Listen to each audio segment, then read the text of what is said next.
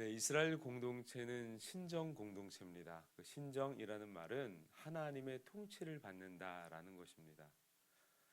우리나라 역사도 단군 시대로부터 이야기한다면 우리도 신정 국가죠. 왜냐하면 하늘에 있는 하늘님이 네, 그의 아들이죠. 네, 인간으로 변한 곰이죠. 네, 그래서 이제 인간과 혼약을 맺었고 우리는 그런 하늘의 민족이다라고 얘기합니다.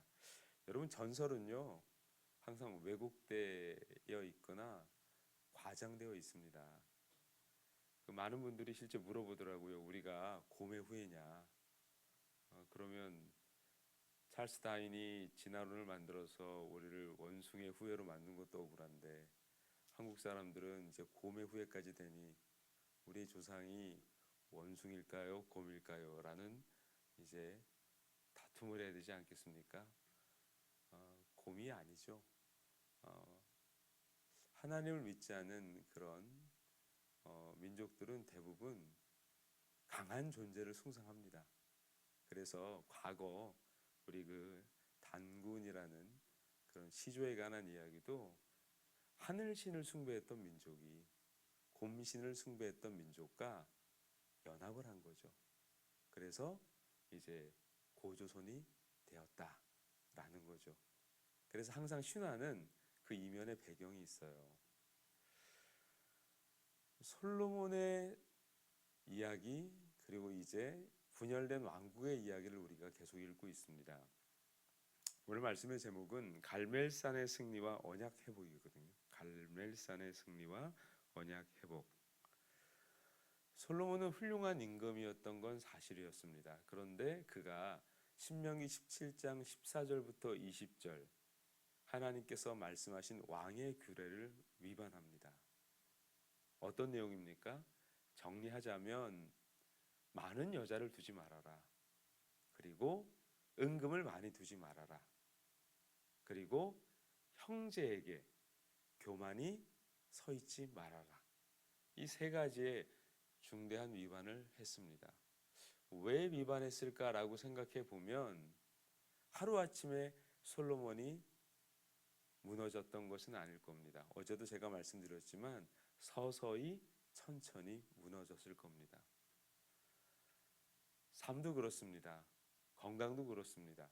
우리의 모든 삶의 어떤 모습들도 그럴 겁니다. 한 번에 모든 문제가 오지 않습니다. 근데 우리는 주로 갑자기 왔다라고 생각을 하는 거죠.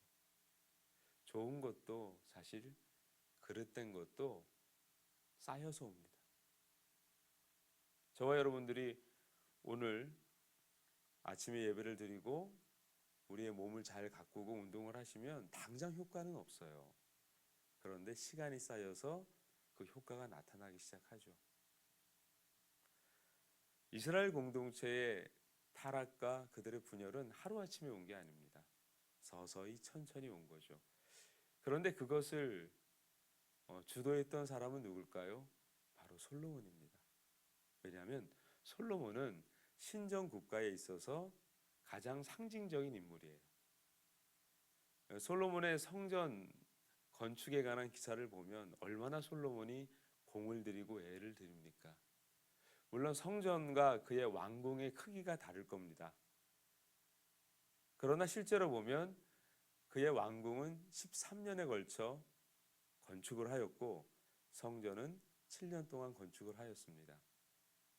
그리고 성전 앞에 왕궁이 있었고 성전은 그 뒤에 있었죠. 광야 역사에 있어서 가장 중요한 상징은 뭡니까? 성막이 중심에 있었고 이스라엘 공동체는 그 성막을 중심에서 살았다는 거죠. 얼핏 보면 비슷한 것 같은데 상당히 다릅니다. 그리고 보면 성막을 중심으로 살았던 이스라엘 공동체가 과연 그러면 하나님의 뜻대로 잘 살았느냐? 우리가 성경을 읽다 보면 볼 수 있는 결론이 뭐죠? 성막을 중심으로 살았는데 하나님의 뜻대로 살지 않았다라고 얘기하고 있죠. 그리고 성전보다 왕궁이 앞에 있었죠. 그래도 이스라엘 공동체는 하나님의 뜻대로 살지 않았습니다. 하나님께서 여로보암에게 말씀하셨죠. 뭐라고 말씀하셨습니까? 르호보암의 불순종이 결과적으로 솔로몬의 불순종이 나라가 분열되는 원인이 되었습니다.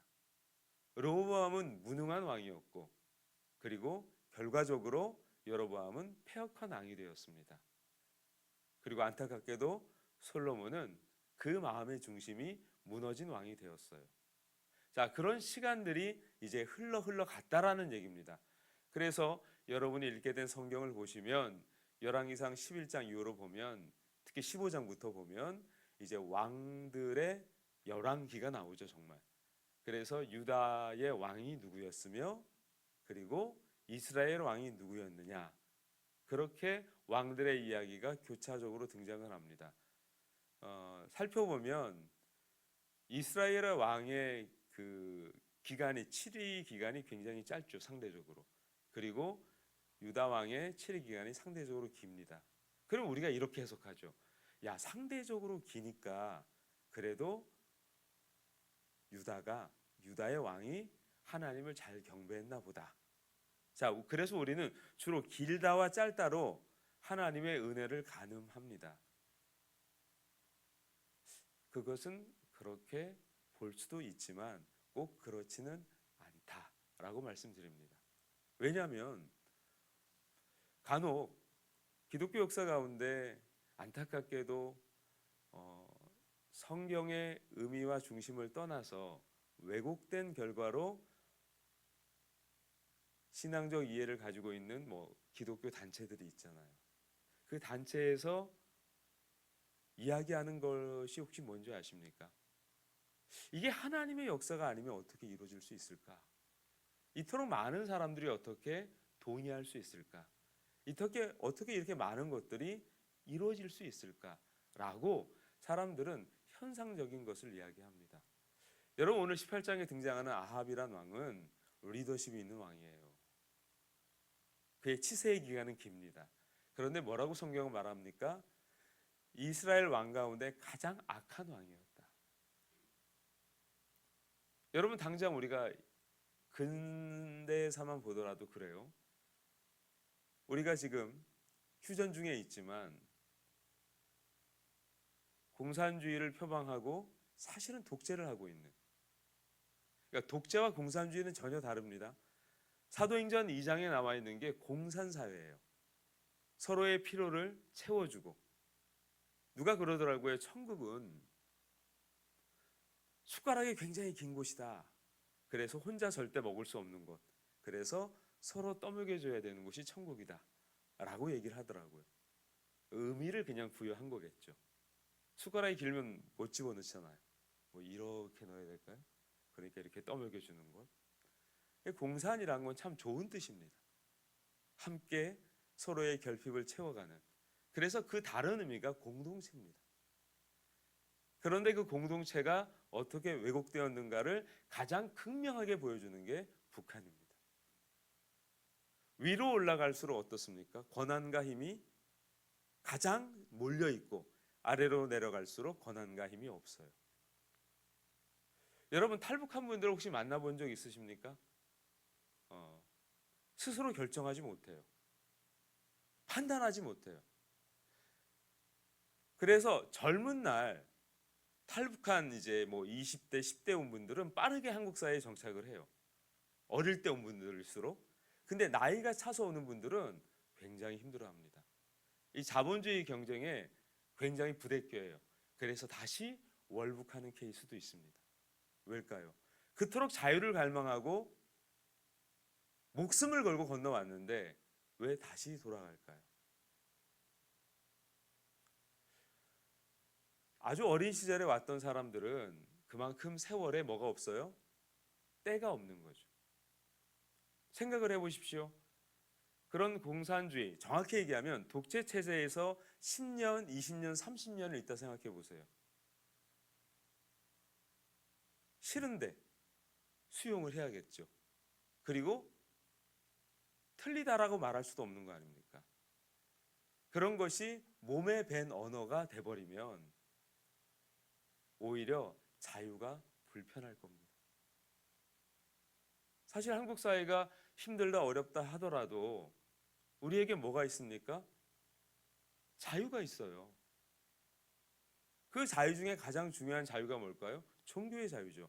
최근에 그 종교의 자유가 위협을 받는 것 같다라는 생각이 우리 기독교 안에 들기 때문에 여기저기서 나름의 무브먼트가 일어나는 거 아닙니까? 흔히 말하는 종교단체 해산법이라고 얘기하는, 정확히 명칭하면 민법 일부 개정안인데 거기에 어떤 조항이 있습니까? 지나친 정치적 발언과 선동적 발언을 한다라고 했을 때에 단체를 해산하고 그 재산을 국고에 기속할 수 있다라고 말할 때 그 단체는 뭘까요? 법인이죠. 법인. 사단법인 뭐 등등. 교회는 법인일까요? 아닐까요? 법인이 아니죠. 교회는 비법인이죠. 그런데 예를 들어 A라는 교단에 소속되어 있는 A 교회가 아무리 비범이라도 상위에 있는 교단이 제재를 받으면 하위에 있는 곳이 영향을 받을 수 있겠죠. 그래서 원래 건강한 나라들은 그렇게 강제적 규제 조항을 두지 않아요. 건강할수록 굉장히 느슨합니다. 여러분, 독재라는 게 뭐예요? 하나하나 간섭과 하나하나 개입을 하는 거잖아요. 그게 독재잖아요. 그래서 결과적으로 뭘 할 수 없어요? 발언할 수 없잖아요. 이야기할 수 없잖아요. 그게 독재예요. 뭐 독재가 별거 아니에요. 자유라는 게 뭡니까? 오류가 있죠. 이야기하면 틀릴 수 있어요. 그런데 말할 수 있는 게 자유예요. 독재가 뭡니까? 그렇게 움직여지잖아요. 뭐가요? 몸에 밴 언어로. 뭐가 움직여요? 몸이 움직이잖아요. 그게 독재예요. 그래서 지금 기독교 단체가 우려하는 건 뭐예요? 우리 한국은 자유민주주의다. 그런데 왜 우리가 독재적 형태로 걸어가느냐라고 우려하는 것은 유럽이든 미국이든 종교에 관한 것은 굉장히 넓게 규정을 합니다. 미국 같은 경우는 혹여 종교가 좀 그릇된 행위를 했다라고 했을 때 그 단체를 해산하거나 그것을 국고로 갖고 있는 것을 귀속시키는 것이 아니라 그동안 주었던 세금 혜택을 중지시키겠다는 거예요. 합리적이죠. 영국도 마찬가지고 프랑스도 마찬가지예요. 중국을 보면 얼마나 하나하나 정말 못하도록 만들어 놨는지. 그래서 여러분 그 북한에 가보시면 알겠지만 뭐 가보진 않으셨겠네요. 큰일 나겠네. 북한을 보시면 알겠지만 어떻습니까? 김정은이 딱 나와서 한 얘기를 하면 반대가 없잖아요. 반대 있으면 돼요, 안 돼요? 안 돼요. 안 되는 게 아니에요. 반대를 할 수가 없도록 체제가 만들어져 있는 거예요. 몇 년 동안? 너무 긴 세월이죠. 여러분 10년이면 강산이 변하고요. 20년이면 의식과 사고가 변하고요. 30년이면 그 사람의 인격이 바뀌어요. 바꿀 수가 없어요. 그래서 북한이 바뀔 수 있는 유일한 길은 뭐예요? 체제가 바뀌어야 돼요. 체제가. 그러니까 쉽게 말하면 나라가 바뀌어야 되는 거예요. 나라가. 그래서 우리는 통일을 위해 기도하는 거 아닙니까? 왜 이런 말씀을 드리느냐? 아합이 얼마나 강력한 군주였는가를 설명드리고 싶은 거예요. 여러분 오늘 본문을 보십시오. 이스라엘 공동체가 어떤 상태입니까? 자, 엘리야가 백성에게 가까이 나아가서 이렇게 얘기합니다. 너희가 어느 때까지 둘 사이에서 머뭇하느냐?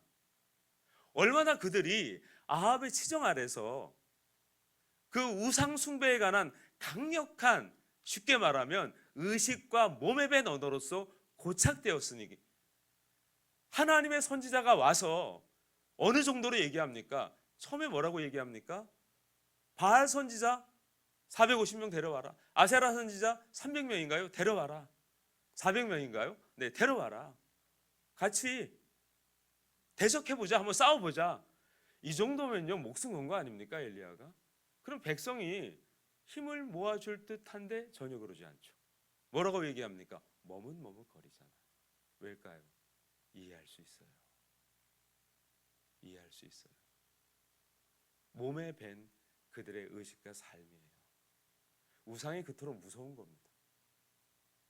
여러분 왜 성경이 진리를 알지 진리가 너희를 자유케 한다라고 말씀하셨을까요? 진리가 뭘까요? 죄에서 우리를 자유케 했다라는 겁니다. 자유가 뭡니까? 우리가 죄를 져요. 하나님께 나아갈 수 있다라는 거예요. 여러분 실수 안 합니까? 여러분 잘못 안 합니까? 여러분은 흠결이 없습니까? 아니죠. 우리는 오류투성이에요. 그럼에도 불구하고 십자가를 의지하고 나가는 거예요. 그리고 나보다 남을 낮게 여기는 거예요. 아합의 치세 아래서 이스라엘 공동체는 그들의 삶이 완전히 해파된 거예요.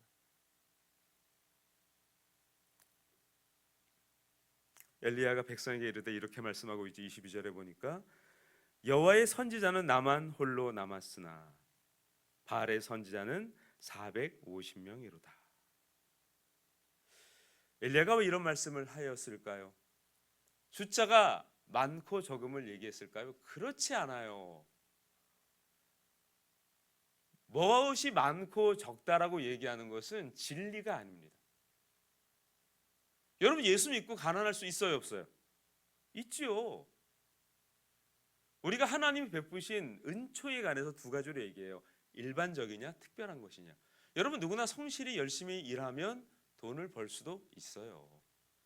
예수 믿어도 게으르면 돈을 못 벌 수도 있어요. 그건 일반적인 얘기고 또 특별한 하나님의 은혜가 있죠. 갈멜산의 승리는 무엇을 회복한 것일까요? 한마디로 말씀드린다면 언약을 회복한 것입니다. 어떤 언약일까요? 하나님만 섬기라는 언약이죠. 그게 신명기의 핵심이었고 그리고 쉐마 이스라엘 공동체에게 가르쳐야 될 너무나 중요한 지표였습니다. 여러분 하나님만 예배하십시오. 하나님만 우리의 예배의 대상입니다. 다른 건 중요하지 않아요. 우리는 하나님만 예배하는 거예요. 그게 오늘 갈멜산의 영적 싸움의 승리의 이유입니다. 이스라엘 공동체가 왜 무너졌다고요? 광야 생활할 때에 성소가 중앙에 있냐 없냐가 중요해요. 그런데 그럼에도 불구하고 무너졌어요. 왜? 성막이 중앙에 있으면 뭐합니까? 하나님이 중심이 아닌데. 성전을 아름답게 지으면 뭐합니까? 하나님이 중심이 아닌데. 다시 뒤집으면 저와 여러분들이 하박국 선지자의 고백대로 우리가 무화과 나무에 열매가 없을 수도 있어요. 감람나무에 열매가 없을 수도 있어요. 외양간에 소가 없을 수도 있어요. 그런데 괜찮다라는 거예요. 누가 중심에 있으면 하나님이 중심에 계시면 같이 할까요? 문제없다. 이게 우리의 삶이에요. 그래서 여러분들은 그리스도 안에서 그 고난의 은혜 안에서 우리는 자유를 얻게 된 거예요. 어떤 자유요? 회개할 자유입니다. 어떤 자유요? 선택할 자유입니다. 어떤 자유요? 우리가 실수할 수 있는 자유예요. 실수하라는 게 아니에요. 해도 하나님이 우리를 인도하신다는 거예요. 오늘 이후로 하나님만 예배의 대상임을 회복하고 저와 여러분도 엘리야가 갈멜산에서 승리한 것처럼 우리도 일상에서 영적인 싸움에 승리하시기를 주의 이름으로 축원합니다. 축복드립니다.